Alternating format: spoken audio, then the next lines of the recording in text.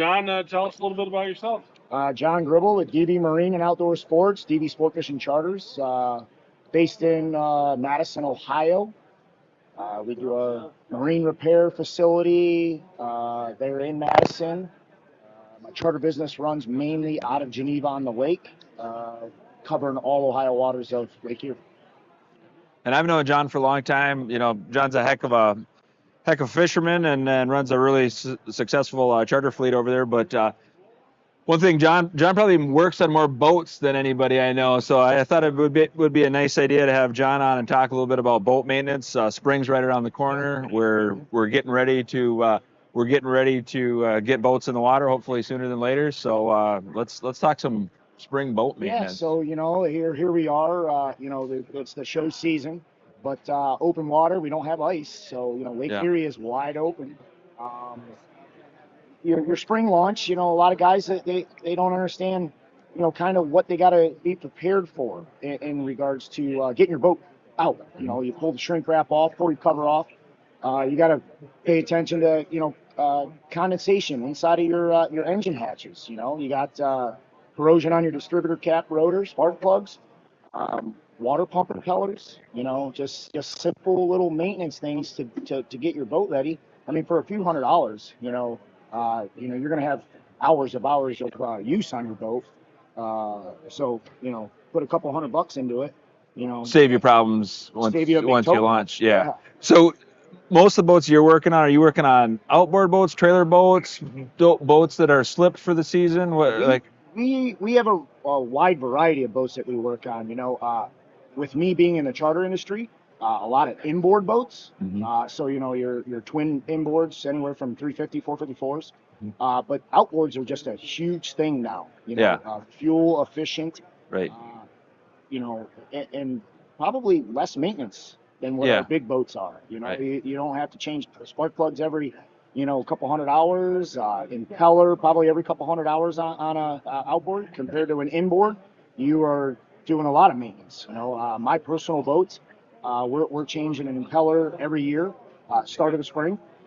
Spark plugs every spring, but distributor caps and rotors, we do those probably 2-3 times a season. Really? Because of the because of how much trolling and everything and slow speed. Yeah.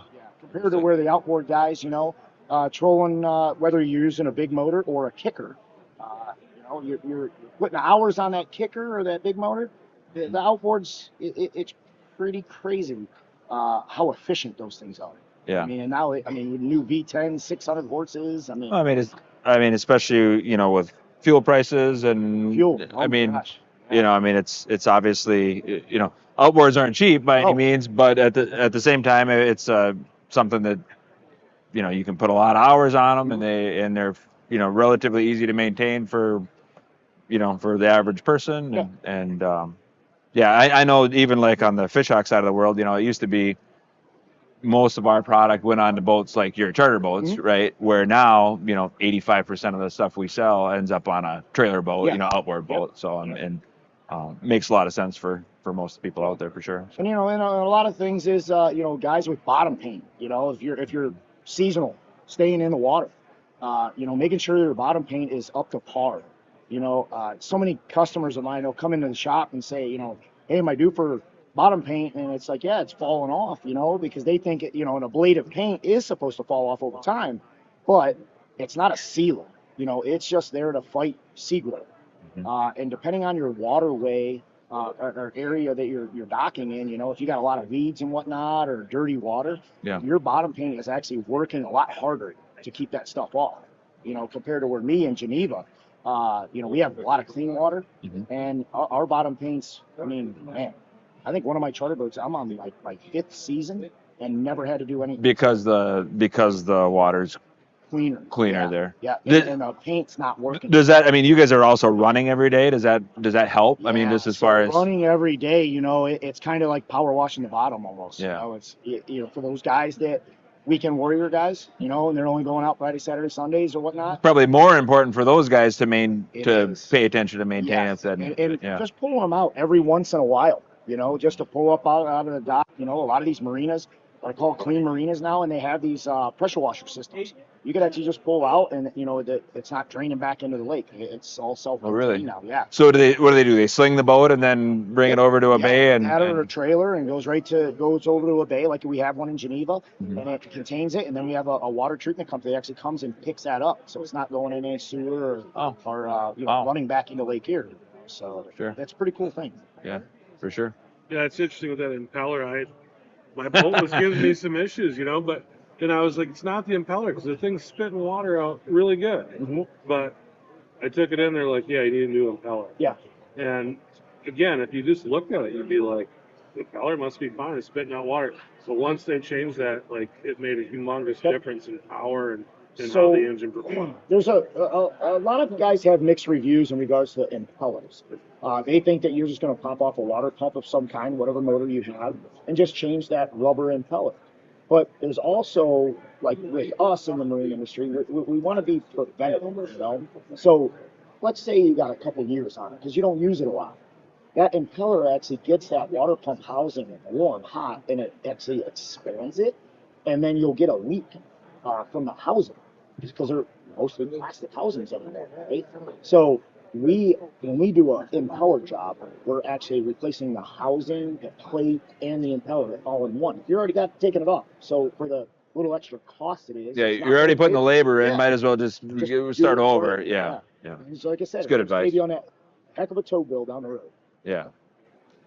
And that's just one kind of little thing. What other little things like that do you see as something that's like, you got to do this because it's just going to be a good investment for you? So, I mean, none of us like cleaning our own boats, but putting some good wax on your boat is going to save that gel coat. I mean, if you got an aluminum boat, a Ranger, nice sparkly boat, or our big Baja cruisers, putting a couple good coats of wax on that, and even doing a little bit of like middle of the season, like a quick detailer.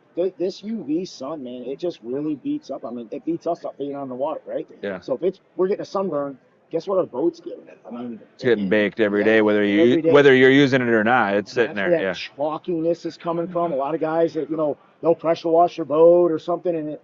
You see, like, it looks like it's snowing, it's water. It's just turning white, it's a chalkiness. That UV is just destroying our gel coats. And, just doing the waxing. I mean, just a couple coats. Are there specific products that you guys use that you like, that you found, in your experience that work better than others? Yeah, or? I mean, obviously there's so many brands. Yeah, I mean, exactly. I know there's, But, you got your McGuire's have been around forever. Mm-hmm. We have we personally sell that brand in our store. Mm-hmm. But I use what's called Stark.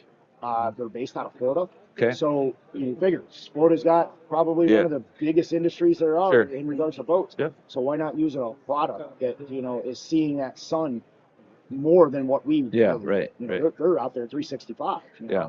And compared to us, we're 6 months a year. Yeah. Stark Products is a Stark, and you're using a marine specific wax or specifically for marine. Okay. Yeah. And then the new fad that's out there is the ceramic coat. Yeah. I was going to ask about that. It's an expensive process, but it's going to prolong the life of your boat. We don't have customers that'll come in that has a 1999, 299 Baja Cruiser and say, I want a ceramic coating on there because the gel coat's probably already baked. Been compromised. Yes. Okay. Yeah. But now you get a new boat like, the Smoker Craft right here, it's not seen the sun yet. Yeah. Putting ceramic on that is probably the best thing you could ever do. So, and you're doing that with aluminum boats and fiberglass boats? You're doing that with aluminum boats too? We have 2 different products that we use. It's just like your car, your trucks, right? Because of the clear coat that is on your vehicle, it's the same thing as like on an aluminum boat. The paint that they're using on that, you look at clear coat, we have a ceramic that is designed just for that. Compared to just strictly fiberglass gel coat, we have a ceramic just for that. And is that a spray-on product or is that a buff-on product? It's a buff-on. Buff-on, okay. Yeah, we wipe it on with a sponge and applicator. Okay. And then once it cures, then we just buff it. Then you buff it out. Yep. Got a question coming in about water separator inline filters. Mm-hmm. What can you tell us about that? Yeah, so back to the maintenance thing. When we put our boats away in the fall, doing our winterization at our facility, what we do is we replace your water fuel separator right then and there. We have a like your Staybill product that we put in our water fuel separator, spin it on, and then when we run your engine, outboard or an inboard, whatever it may be, we're putting that chemical into the fuel system of the boat for the layup. It just it's rust inhibitors and stabilizers that's in these winter layup systems. I mean, you want to say whether it's outboard or inboard. But the water fuel separator is very important because I don't care if you're getting your fuel at a marina that is ethanol free. You get the guys that are trailering their boats to a gas station that has recreational fuel, ethanol free, or the guys that have to run high octane fuel that you know and I know. If I'm pulling up to a gas station, I'm looking for the best price there is. So are these guys with these outboard boats. And that fuel might not be getting used a lot. So it sits and it's got a lot of water in it. So changing your water fuel separator is key. Yes, you can spin that right off, drain it into a little bucket or whatnot, put a little bit of lubrication on there, and then spin it right back on, you're good to go. But always want to make sure when you change a water fuel separator is either A, put fuel back in it, or some kind of a treatment in the filter. So it's not sitting there dry. Correct. You don't want them dry because they will rust. Okay. And you don't want that rust going in your carburetor. Sure. Your injection. Sure. Let's tell us a horror story. Uh-oh. So, fuel related, actually.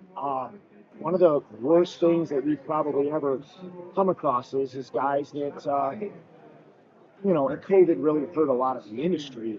People that, let's say, put their boat away at the end of the season. Then we got hit with COVID.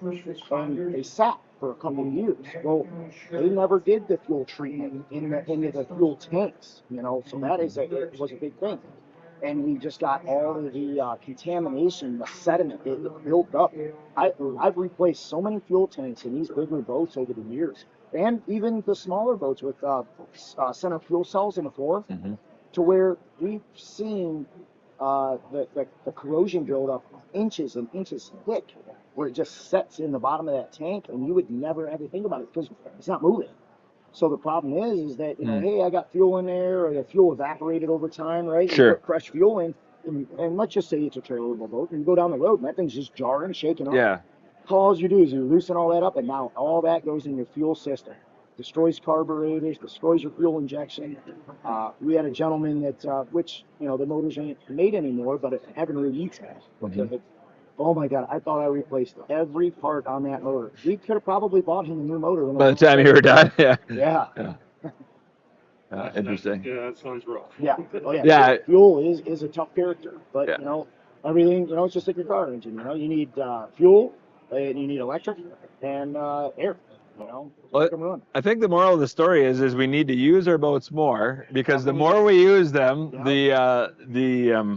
the better they run. So I think that would be the takeaway. Would be we might as well just go. We might as well go fish more because it's good for the boat. So. It is good for the boat. And another little just tip that I like to tell customers, trailerable customers, whether you have a steel trailer, a galvanized trailer, aluminum trailer, is don't leave them parked in your yard. The grass. It'll actually rock your trailer out from underneath of your brake systems and everything. Florida don't even let you put brakes on your trailers anymore because of the rust. Really? Yeah. They want you to have the brakes on. Okay. But saltwater is different animal. Yeah. But try to keep them parked on either concrete pavement or even asphalt grindings. It's just something to stay away from the grass. Interesting. Yep. And that's just moisture related. Moisture. Yeah, just like if you park your vehicle out in a grassy yard or whatever, it's gonna rot out from underneath. Interesting. Cool. Very good. Anything else you want to add before we kind of let your rail roll out of here? Well, no, it's been a great show so far. Yeah, I think it has been too. Today is a very, very busy day. I know you guys been busy over here. Yeah. Yeah. And, your guys' school's been going awesome, so doing great on the community fishing. Great. And sales over there. So, yeah. Good. I appreciate you guys having me on. Yeah, it's all right. good to have you. One other thing, I guess, as long as we're here and we're talking fish hawk, you install quite a few fish hawks. Yes, you do. Yeah.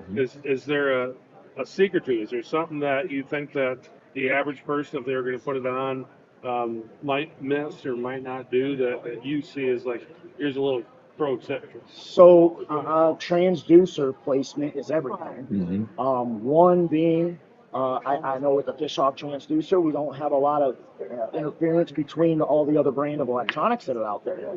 But what I do see is, because we have the speed wheel on the transducers, making sure that those are not placed too close to your fish finder transducer, because of that paddle wheel leaving that wake, coming off of it. Sure. So definitely transducer placement is probably the biggest thing on any of the fishhawk installs that we do. Yeah, that's and we see the same thing too. I mean, that's by far and away, as far as actual, questions go, the number one question is always, where do you put the transducer? What's the best spot for it? And, of course, the answer is just somewhere, where you've got good clean water there. And then, imagine a string drawn from the probe to the transducer, and you just don't want anything in the line of sight of that. You get guys will, if they bury a transducer into the kicker motor or something like that, and they don't get a consistent reading, well, they're chopping that signal up and whatever. But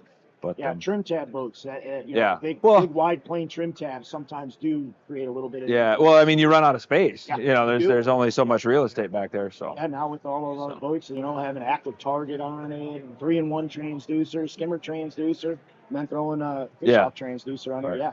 Yeah, you don't run out of real estate. Cool. Very good.